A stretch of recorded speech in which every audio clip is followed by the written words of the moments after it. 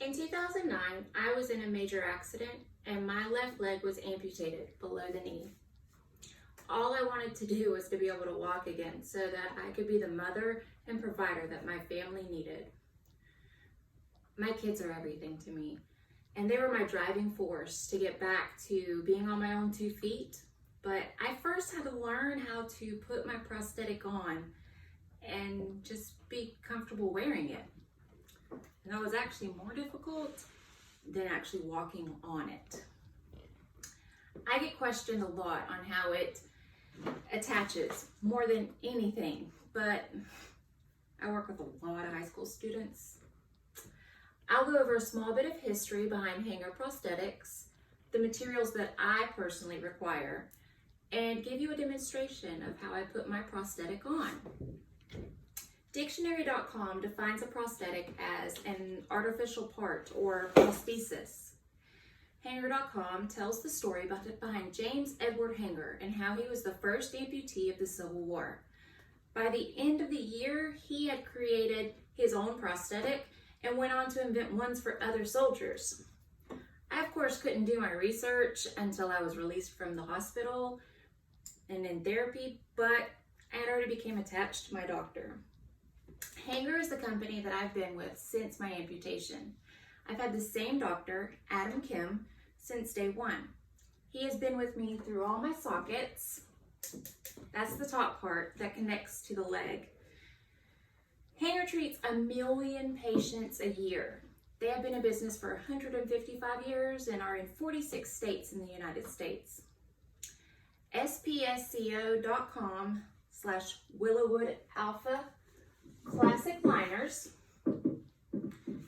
made it where many burn victims were unable to wear prosthetics until the locking liner came out with silicone liners.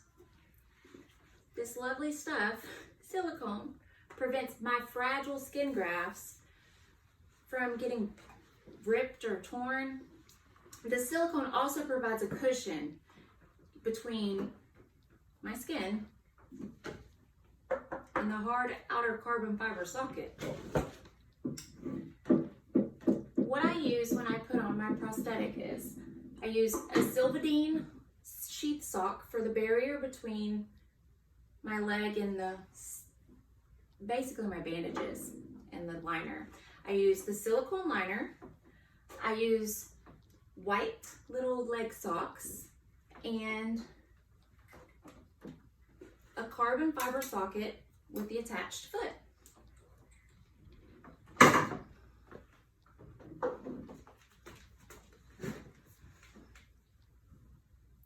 I first put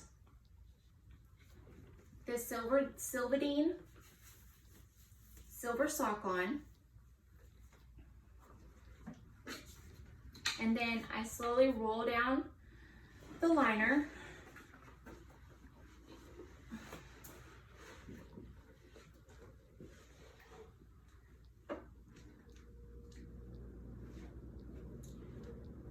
I also rolled it up as I put it on. This is what helps prevent air bubbles from getting in between my skin and the liner. Air bubbles are not good.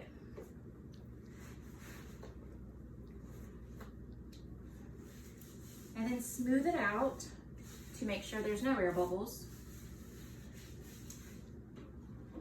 I take my Cool Blue, that's the brand, leg sock, and I put it on. Smooth it out. And then I use another leg sock from Cool Blue. It gets uncomfortable at times, but I use my leg socks to make sure that the socket, to make sure that my leg fits into the socket rather tightly, because small little pockets of air can cause problems. So then I take and I will click it in.